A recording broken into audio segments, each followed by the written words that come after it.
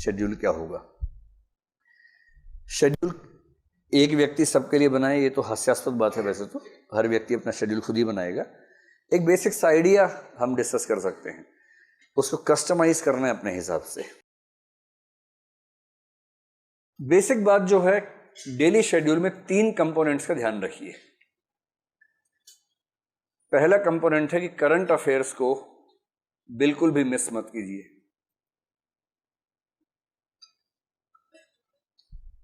और मेरा ख्याल है करंट अफेयर्स के लिए आप दिन में करीब 1.5 से 2 घंटे का समय रखिए। इसमें मैगजीन भी कवर हो जाएगी, वेबसाइट भी कवर हो जाएगी। मैगजीन में करंट अफेयर्स के 60 तो पेज होते हैं महीने भर में, और 60 पेज पढ़ने के लिए अगर आप ठीक स्पीड से पढ़ते हैं, मेरे ख्याल से 2 घंटे में 6 पेज तो ही जाते होंगे आराम से। मतलब आराम से पढ़ने की बात अगर करें तो 10 दिन में खत्म हो जाएगी मैगजीन। 2 घंटे में कितने खत्म होते हैं पेज आपके? 6 नहीं हो पाते। 6 तो बहुत कम बोल रहा हूँ मैं, आराम से बता रहा हूँ। 6 तो कुछ बात ही नहीं है, उसमें तो ज़्यादा ही पढ़ते होंगे। मैं तो बहुत अच्छे से अंडरलाइन करके साथ में नोट्स लिखते हुए उसकी बात कर रहा हूँ कि 6 पेज कर लेते होंगे आप। कुछ लोग 8 भी करते होंगे, 10 भी करते होंगे, कुछ तो 60 भी कर लेते होंगे। बस उनसे कुछ पूछिए मत बाद में क्या क्या पढ़ा है। तो ऐसे तो कर ही लेते होंगे। मैं कह रहा हूँ गहराई से पढ़ने में आपको शायद 2 घंटे में 6-8 पेज कवर होते होंगे, इससे ज़्यादा नहीं होंगे, क्योंकि उसमें फैक्ट्स बहुत ज़्यादा होते हैं ना उन पेजेस में। जिन पृष्ठों पर तथ्य बहुत ज़्यादा होते हैं, उन पृष्ठों को पढ़ने की स्पीड स्वाभाविक रूप से कम हो जाती है। वो उपन्यास नहीं है कि आप 1 घंटे में 20 पेज पढ़ेंगे। किसी नॉवल को पढ़ते हो अगर आप 1 घंटे में 20-25 पेज पढ़ रहे हैं तो इस समय आप ठीक स्पीड पे हैं। लेकिन करंट अफेयर्स के अगर आप 20-25 पेज 1 घंटे में पढ़ रहे हैं तो इस समय चिंता की बात है ना। 2 घंटे में 6-7-8 पेज ठीक स्पीड है करंट अफेयर्स के मामले में। तो आप ये कर सकते हैं कि मैगजीन में रोज 1 घंटा लगाएं, क्योंकि 1 घंटा लगाएंगे तो भी आप 20-22 दिन में कवर कर लेंगे उसको। और 1 घंटा वेबसाइट पे लगाएं प्रतिदिन। और ये 2 घंटे अलग से रखिए, मिक्स मत कीजिए। जैसे आप तय कर ले अपना शेड्यूल, जो भी आपका दिन भर का शेड्यूल है। अगर आप रात को देर तक पढ़ते हैं या जल्दी सोते हैं, जैसा भी शेड्यूल आपका है, जैसे आप तय कर लें कि भाई डिनर के बाद के 2 घंटे ये, उसके बाद सो जाए, या सुबह उठते सबसे पहले 2 घंटे ये, वो अपने हिसाब से देखिएगा। क्योंकि आपकी जो नेचर है उससे कंप्रोमाइज़ मत कीजिए। अगर आपको रात को देर तक पढ़ना अच्छा लगता है तो वैसे ही पढ़िए। किसी के कई बेवकूफ़ कहेंगे सुबह उठना चाहिए, इससे ऊर्जा बढ़ती है, ज्ञान बढ़ता है, ये सब बेकार की बातें।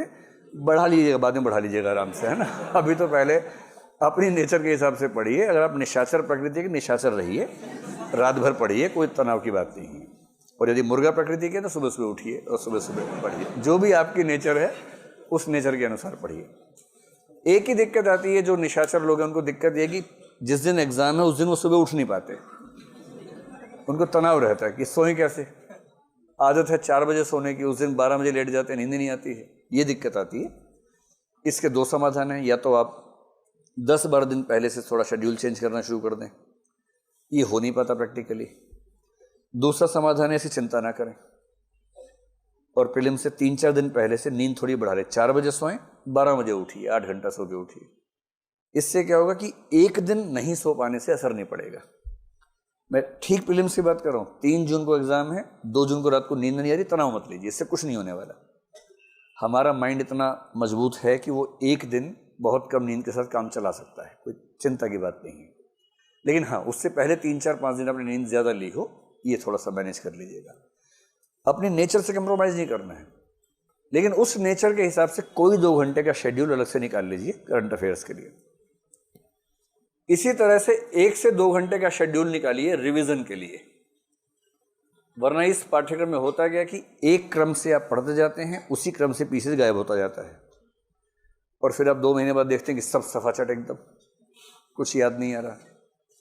फिर आपको लगता है कि याद तो नहीं आ रहा, वो 2 महीने गए कहाँ मेरे जीवन के, जो 2 महीने मैंने गुजारे थे इसमें, वो चले कहाँ गए। तो अगर आप चाह रहे हैं कि उस समय का मूल्य रहे तो दिन में कम से कम 1 से 2 घंटे का समय रखिए केवल रिवीजन का। पिछले सप्ताह में जो भी पढ़ा है उसको फिर से तेजी से पढ़ लीजिए। मनोविज्ञान में एक सामान्य बात है कि जिस चीज़ की रिवीजन आपने 3 बार कर ली, वो चीज़ आप आराम से भूल नहीं सकते। और 3 रिवीजन का मतलब है जिस दिन पढ़ा उसी दिन कर लीजिए। एक बार वीकली रिवीजन, एक बार मंथली रिवीजन कर लीजिए। तो रिवीजन रोज 1-2 घंटे। क्या होता है ना, जब पाठ्यक्रम बहुत सारा हो तो हमें लगता है रिवीजन बाद में कर लेंगे, छोड़ देते, पर ये वेस्टेज है। सारा पढ़ते जा रहे हैं, याद एक भी नहीं है। इससे बेहतर है कि 70% पढ़ा पर 70% याद भी है। तो रिवीजन को बिल्कुल हल्के में मत लीजिएगा, और सबसे अच्छा समय सुबह उठते ही सबसे पहले आप 2 घंटा रिवाइज कर लीजिए। बाकी जो है वो शेड्यूल स्टडीज का रखिए, जो नया नया पढ़ना है। और मेरे ख्याल से अब आप जिस दौर में आ गए हैं, अगर आपकी मान लें कि 3 घंटे की क्लास होती है और 4 घंटे ही हो गए, 7 हो गए, तो आप कम से कम 5 से 6 घंटे और निकालिए स्टडीज के लिए। मैं जानता हूं कि जब बच्चे नए नए आते हैं तो हम कहते हैं कि आप 8 घंटा पढ़िए, 8 घंटा सोइए, 8 घंटा घूमिए। 8-8-8 का नियम बताते हैं शुरू में, और नए नए बच्चों के लिए होता है। अब आप बच्चे छोड़ना है, अब आप बड़े हो गए हैं। और मतलब वैसे भी भारत के अलावा दुनिया में किसी देश में ऐसा नहीं होता कि 30 साल के बच्चे अपने घर से पैसे लेके पढ़ रहे हों। तो जब आपको इतनी सुविधाएं मिल रही हैं, आप फुल टाइमर स्टूडेंट्स हैं और कुछ नहीं कर रहे हैं, तो 12-13 घंटे तो बनते हैं कम से कम। और जब परीक्षा एकदम नज़दीक आए तब 8-10 दिन 14-15-16 घंटे भी बनते हैं। उस समय 15-16 घंटे रोज की बात नहीं हो सकती, पर 5-7 दिन तो हो ही सकता है परीक्षा के नज़दीक जब हो। इतना घंटा पढ़ना है और उसमें